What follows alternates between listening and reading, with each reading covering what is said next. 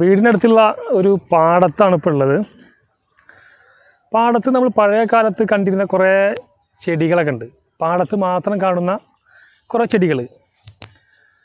അപ്പോൾ അതൊക്കെ ഒന്ന് കാണാൻ വേണ്ടിയിട്ട് ഇറങ്ങിയതാണ്.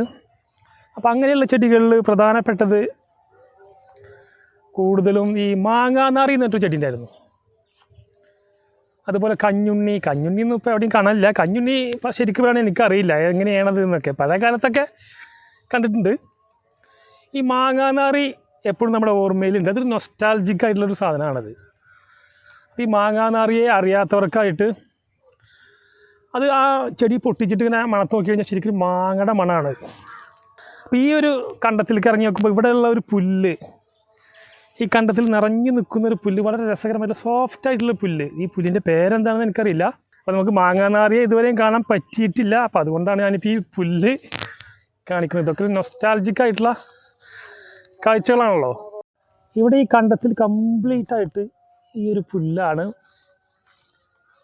വളരെ സോഫ്റ്റായിട്ടുള്ള ഈ പുല്ലിൽ കൂടെ നടക്കാൻ നല്ല സുഖമാണ്.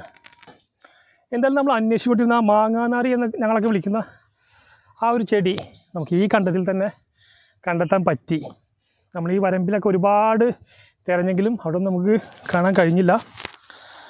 ഇവിടെ ആ ഒരു ചെടി നമുക്ക് കണ്ടെത്താൻ പറ്റിയിട്ടുണ്ട്. ഇതിൻ്റെ ആ സ്മെല്ല് എന്ന് പറഞ്ഞാൽ വർഷങ്ങൾക്ക് പുറകിലേക്ക് നമ്മളെ കൊണ്ടുപോകുന്ന ഒരു സ്മെല്ലാണ്. ശരിക്കൊരു കണ്ണിമാങ്ങ പൊട്ടിച്ചിട്ട് മണത്താൽ, അത് എല്ലാ കണ്ണിമാങ്ങ ഈ മണം ഉണ്ടോയെന്ന് അറിയില്ല, ചില കണ്ണിമാങ്ങക്ക് ഭയങ്കര സ്മെല്ലായിരിക്കും. ആ ഒരു മണമാണ് ഈ ഒരു ചെടിക്കുള്ളത്.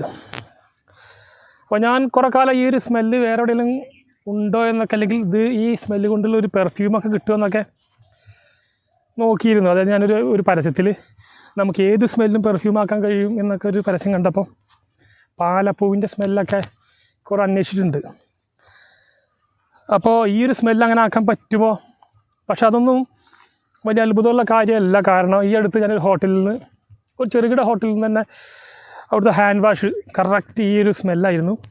ഞാനത് ഒരിക്കൽ പണ്ട് കുട്ടിക്കാലത്ത് വീട്ടിലൊരു ചട്ടിയിലൊക്കെ ഉണ്ടാക്കാൻ വേണ്ടി നോക്കിയിട്ടുണ്ട്. പക്ഷെ അത് ഉണ്ടായില്ല. ഞാൻ പാടത്തെ മണ്ണൊക്കെ ചട്ടിയിലാക്കിയിട്ടാണ് അത് വെച്ചത്.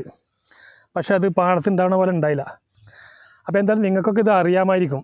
അപ്പോൾ എന്തായാലും ഈ ഒരു കണ്ടത്തിൽ തന്നെ ഈ മാങ്ങാനാറി ഉണ്ടായിരുന്നു. അപ്പോൾ ഞാൻ ഈ പാടത്ത് നിന്ന് ഇപ്പോൾ ആ സ്ഥലം മുതൽ ഇതുവരെ നടന്നു വന്നിട്ട് അവിടെ ഒന്നും വരമ്പിലൊന്നും ഈ ഒരു സാധനം ഇല്ല ഇപ്പോൾ. അപ്പോൾ ഇതൊക്കെ പതുക്കെ ഇല്ലാതായിക്കൊണ്ടിരിക്കുകയാണെന്നാണ് എനിക്ക് തോന്നുന്നത്.